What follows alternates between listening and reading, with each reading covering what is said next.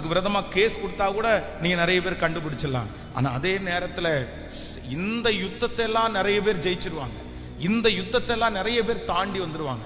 ஆனா எந்த யுத்தத்தை நம்ம ரொம்ப கவனமா இருக்கணும் அப்படின்னு சொன்னா, ஆண்டவரே எனக்கு அனுப்புகிற செய்தியை குறித்த யுத்தத்துல நான் என்னவா இருக்கணும்னா ரொம்ப கவனமா இருக்கணும்.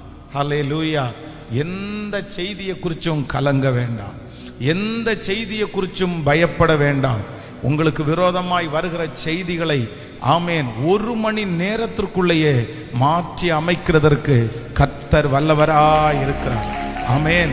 சூசானிலே வேதம் சொல்லுகிறது, சூசானிலே இருக்கிற யூதா ஜனங்களுக்கு ஒரு செய்தி வருகிறது. அந்த செய்தி மோசமாய் பயப்படுத்துகிற செய்தியா இருக்கிறது.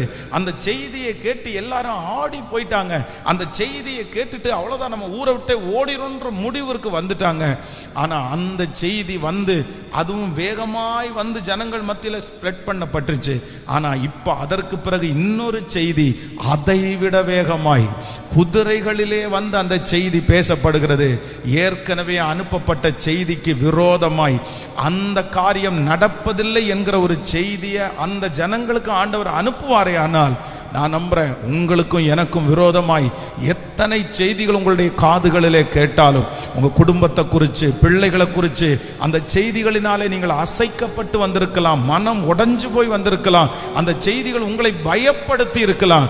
ஆனால் அதற்கு பிறகு வேகமாய் குதிரைகள் மேலே இன்னொரு செய்தி யூதா ஜனங்களுக்கு வந்தது போல உங்க பிள்ளையை குறித்து இன்னொரு நல்ல செய்தி வரட்டும், அந்த வேலையை குறித்து இன்னொரு நல்ல செய்தி வரட்டும். ஹல்லேலூயா.